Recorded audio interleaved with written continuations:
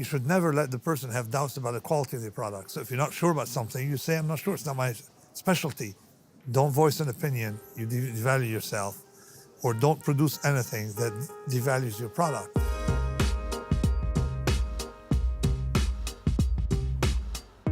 Han förutsåg den globala finanskrisen och lärde oss om svarta svanar och vikten av att vara anti-fragile. Jag är här med Nassim Taleb och vi ska prata om hans nya bok som heter Skin in the Game, vikten av delad risk. Nassim Taleb, thank you so much for taking the time to speak with me. I'm going to jump straight in. I want to ask you, why should one never hire a well-dressed trader? Okay. No, that was in... I wrote that in Dynamic Hedging 21 years ago in my first book, which is technical, textbook. And later on, I figured out the idea with a metaphor of when you have two people of the same rank professionally, one of them looks the part and the other does not. The one who doesn't look the part must have more skills. Why? Because in an environment where you have skin in the game, the cosmetic doesn't matter much. So for example, the example I give that of the surgeon, you have a surgeon who looks like a surgeon, and the other one looks like a butcher. The surgeon looks refined, the other one looks rough, coarse. Now, who is more likely to be a better surgeon? If they're the same rank in the hospital, and you have both options are presented as being equivalent, you should take the one who doesn't look like a surgeon, because that person had to fight a lot to reach that level. So this is a financial conversation. Yes. Let's translate it into finance. If you read an investment proposal that looks like an investment proposal, don't invest. Odds are a business plan or a proposal or term sheet, someone is taking advantage of you. Because if it's narrated in a crisp way, odds are it's not going to work. Right, okay. So Skin in the Game, the title of this book. So yes. Often before your book, when people talked about skin in the game, that often meant incentives, right? Yes. I have an incentive and I have skin in the game, so I'm going to work harder to make this work. Yes. That's not your understanding of the term. Yes. So in finance, basically, is having something to lose in case something goes wrong, and it was basically the reverse of incentive, or being exposed. For example, in finance, if people who lose money go bust and leave the system, which happens, there's some kind of filtering in investment management, then necessarily, it may not be fair, but still, there's a filtering. So those who stay have a higher quality on balance. Not always, you can be fooled by randomness, but in general, than those who have left the pool. And of course, some people may game the system, to look good, but everything else being adjusted. So this is the idea of skin in the game. As risk management, that's the only way that works, because people can always hide risk, something we've known for 4,000 years, from Hammurabi 3,800 years ago, that people can always hide risk from you. So when you invest in a fund and the owner or the managers of the fund have most of their net worth in it, more than 50% of the net worth in it, in proportion to the net worth, they're going to suffer 50, 60 times more than you. That's skin in the game. That's the best risk management. And that's why hedge funds are better than banks. Hedge funds are better than other forms of investment because they're independent small units that have skin in the game. And of course, you have bankruptcies and failures of hedge fund, and these are periodic, and they clean up the system, just like you have failures in the restaurant business. You see, probably equivalent. So you also define rationality in this book as rationality is what makes something survive. Exactly. I mean, if something doesn't make sense to you, but works, it's vastly better than something that makes sense to you that doesn't work. And people get it in the real world. Academics don't get it.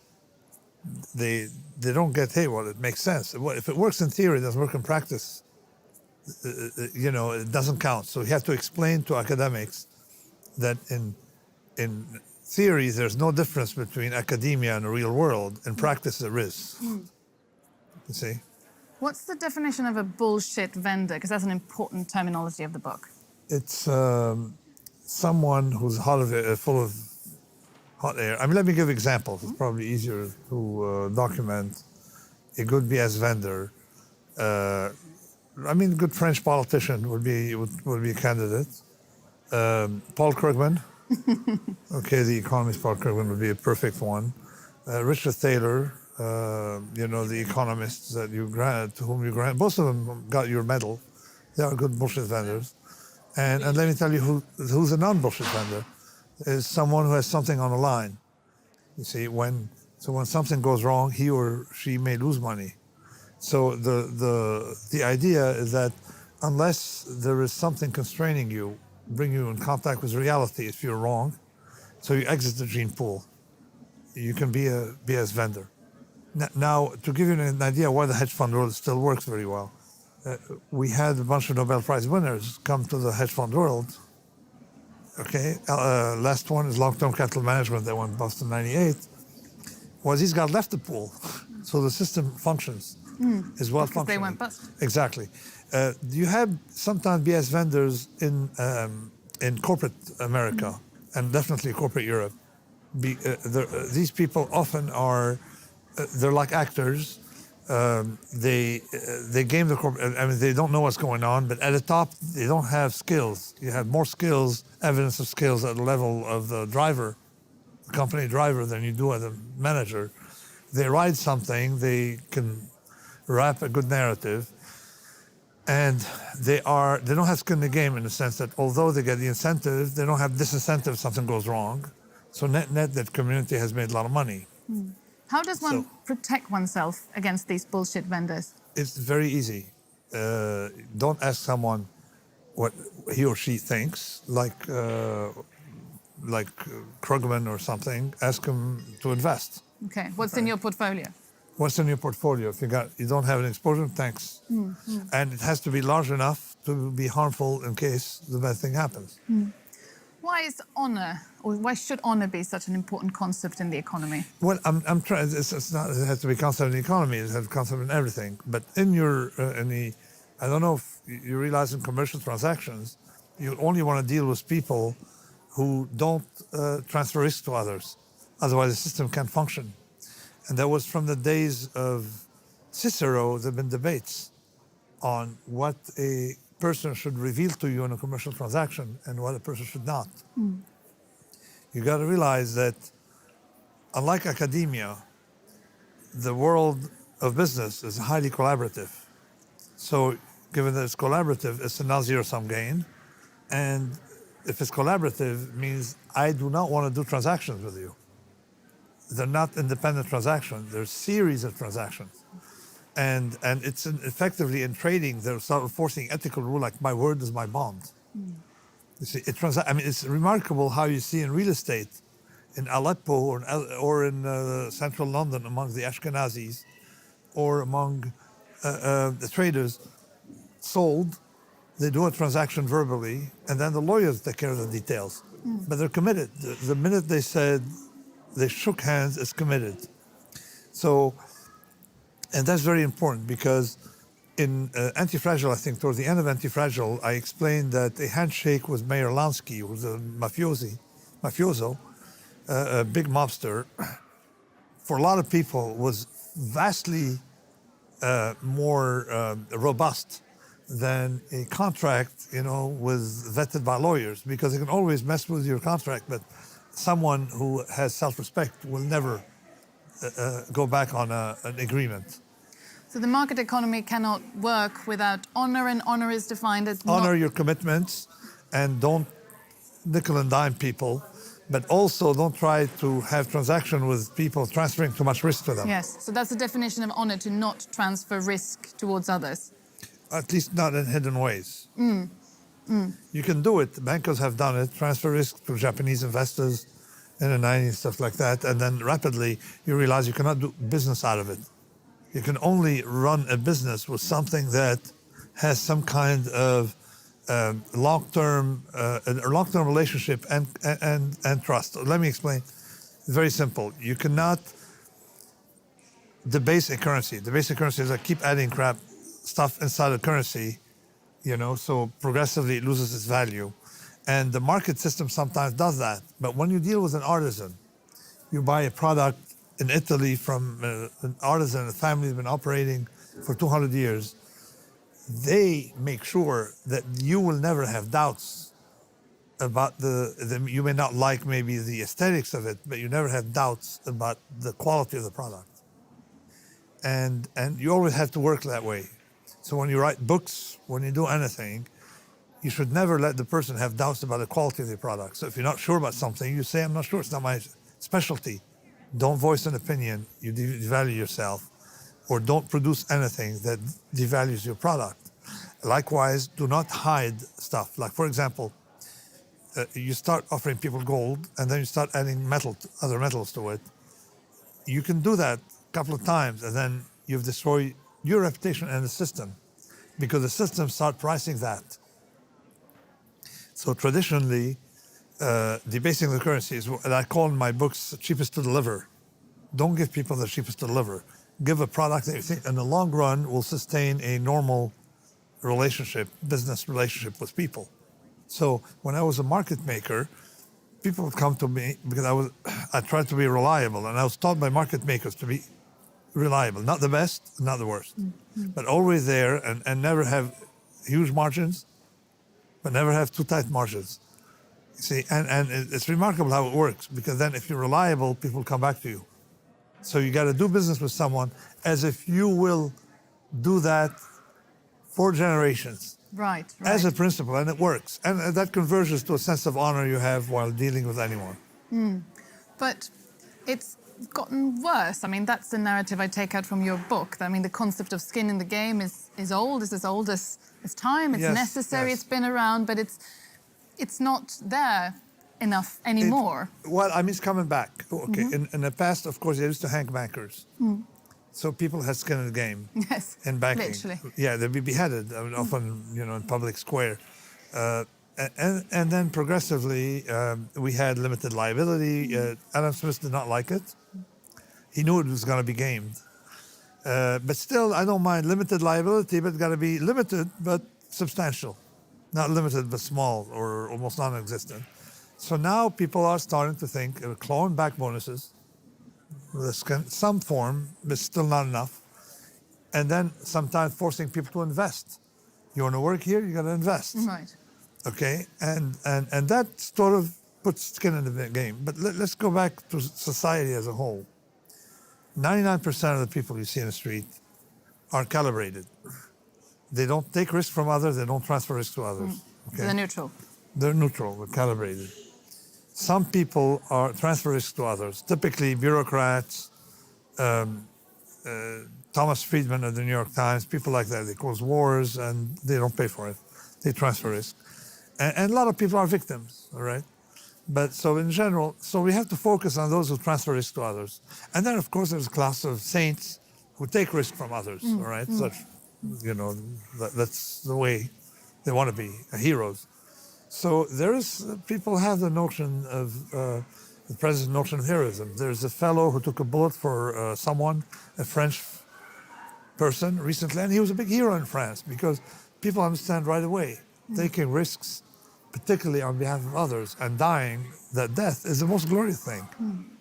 So entrepreneurs are the classic risk takers. We tend to Yes. think about them, but you write in the book that they also nowadays often try to hide risk or transfer risk to others. How do they do There are that? two classes of entrepreneurs. Someone who starts a company because they love starting a company, say Steve Jobs when he started, or all these other people, the famous people.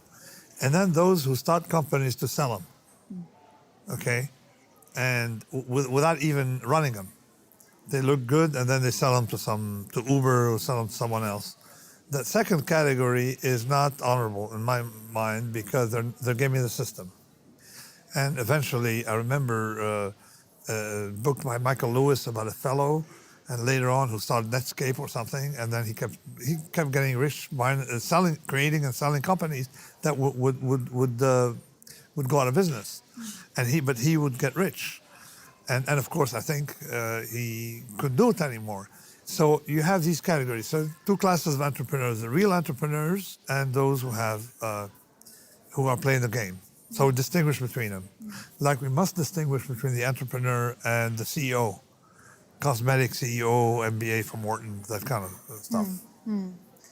So many of our viewers, I'm sure, sort of know you or know the barbell strategy of investment. There's even Yes. a barbell here on the cover of this Yes. book, which sort of is the idea that to protect yourself from black swan. Okay. I mean, my idea of barbell is not so much a recipe as a framework in risk-taking, that a linear combination of high risk and no risk is medium risk, is vastly more robust than just investing in medium risk. Right, so I should put 90%. Well, I mean, you put a high segment of your funds in no-risk securities, 10% in high risk, it outperforms, or at least is more robust than putting 100% in medium risk. So the fund separation method is much more powerful. Because of black swan events? Because the medium risk can go to zero. We have no idea how to price risk. But zero risk, we understand what it is. Inflation protected something. And high risk, we know what it is. You're never going to be fooled by high risk. You can be fooled by medium risk. So behavioral economics is something that you're not very keen on. Yes, to And me you it's talk about- junk. You talk about it in this book. And so if I understand your critique, it has a lot to do with the fact that basically group behavior can't be derived from Yeah, looking that's at one of them. individual behavior. Okay, so one is scaling, the other is dynamics. Scaling, in other words, if you study the behavior of every individual, will not explain the market. Why? It cannot explain, because the market is not a sum of individuals, but there are minority rules, asymmetries that, like for example, market that worth 30 trillion can drop 1%. That's 1%. That's 300 billion. I mean, in valuation, based on a big order, that's 50 billion. And that has happened in examples I document. So it's very nonlinear. Understanding individual doesn't help you understand markets. That's the first one. The second problem with behavioral economics is they have the illusion that you take a risk once per lifetime. They look at risk return. In fact, it's a sequence. Say you smoke. Do you smoke? No. You don't smoke. Okay. But would it be rational to smoke one cigarette if I told you the risk of one cigarette is tiny compared to the enjoyment you may have? Are we rational? No. No? No. This is why, because you have to think of, if you enjoy it, you're going to do it again. Yes, and that's what this There you is, go. yeah. So under repetition, and I've shown that no individual will ever get the market return because you do not have the same risk profile. You can never stay constant, and you will vary your portfolio, and you may be forced to reduce. A lot of people divorce, a lot of people have events, and so you cannot get the market return. The only strategy that can allow you to get the market return is a Kelly criterion method, which is a specific strategy. Other than that, you will never get the market return. So you've also written that one is only one is rich only when the money you refuse tastes better than the money you accept. Exactly. What does that mean? Okay. In other words, you will never be rich if instead of you're going on a cruise, and then someone offers you a huge amount of money to do something. If you cancel your cruise to do that, then you're not rich. Right.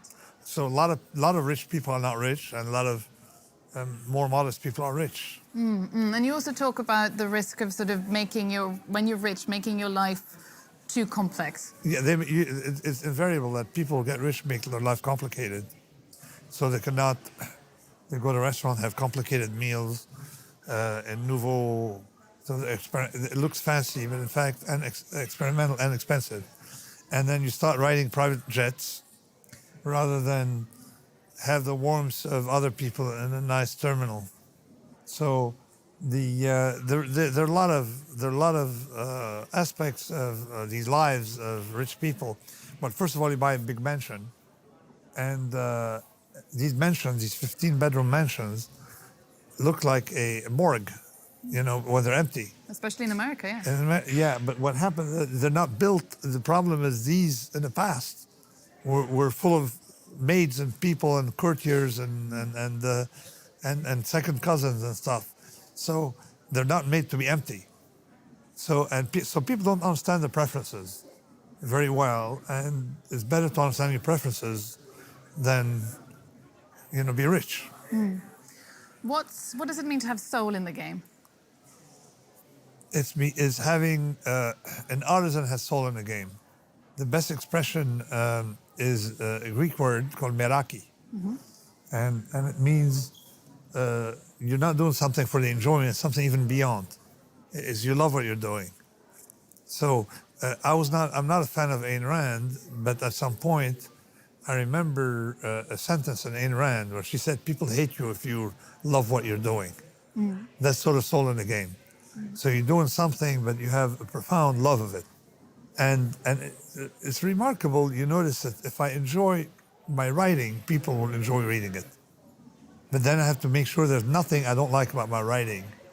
So it has to do with pure passion. And to do that, you have to be disciplined about your writing. In other words, I don't write emails. I don't read emails because it debases your writing. Your writing has to be limited. You don't write emails at all? I mean, I try to have half a sentence emails, and even if at the expense of being rude, because people send you 22-page emails expecting 22-page answers, and I'm not in the business of writing emails. I write books, and usually the questions addressed in emails are present in my book. But I noticed that those, if you write a lot of emails, it's not enjoyable. You debase your writing, so there's no more of this passion of writing. The same with anything. If you do something you don't like, it will sort of corrupt your personality. So you got to always be doing something you really want and enjoy. Soul in the game is like, for example, the example of soul in the game I gave is once with what's his name? Cabinet makers. Sorry? With the guy from Apple, Steve Jobs. Steve Jobs. Steve Jobs, like cabinet makers, when they make cabinets, there's a visible and the hidden part. The hidden part they care about as much as the visible. Yes. That's all in the game. The inside of the computer has to be as beautiful. beautiful And for as the him, it outside. has to be as attractive inside, Yes. although you have no business opening it. Yeah.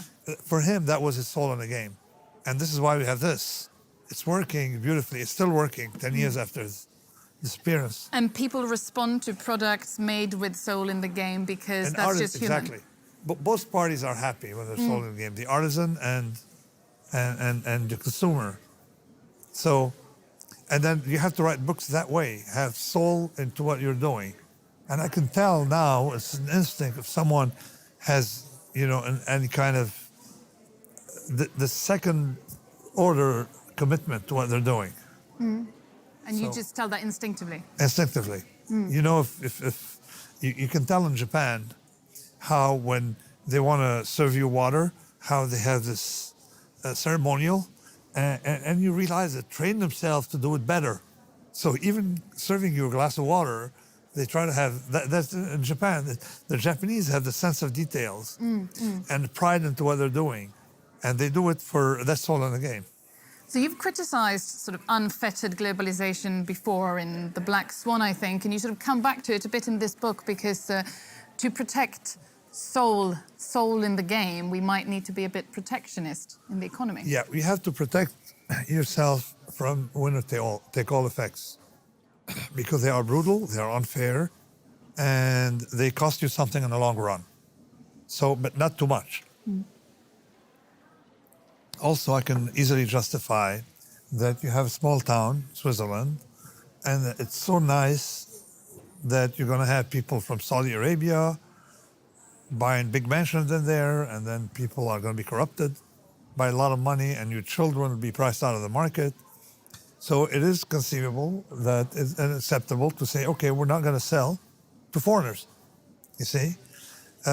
So some protectionism makes sense if it helps you protect yourself from that winner-take-all effect, particularly when you have a nice place like Switzerland. And Switzerland, in the past, they used to have that rule. The apartments, they could only sell to nationals. People committed to the place, so they don't have rich foreigners buy without having any commitment to the place. And also, if I understand you correctly, protect people want to maybe make their own shoes, right? Exactly. And there's a value in that, and they prefer that from sort of being able to buy really cheap flat screen TVs from China, and we need to take this into account when we sort of design economic policy. Exactly. If you identify as a shoemaker in Pittsburgh, and now under globalization, it's better to let the Chinese make the shoes, and you do something else, but the standards of living would rise and would buy cheaper product from China overall. So, okay, you lost your identity as a shoemaker. You lost your soul, you see, by transferring things to others in return for some compensation. It's very dangerous.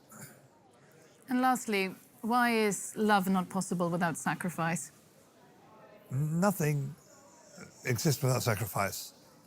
Because if you cannot have things for free, otherwise it would be like in a movie. If you don't have anything to lose, this is why I think you had an engagement ring when you got engaged. Okay, so you'd rather have that than an I love you. You'd like to have both, but between this and I love you, this has more value. Because it costs him money. Because it has to cost, it's in proportion to the income of the fellow. Yeah. It's the same concept with worshiping gods. Gods don't like cheap signaling. No? No, they want commitment. Yes, yes. Thank you. Thank you so much. Thanks a lot for inviting me. Thanks. Thank you.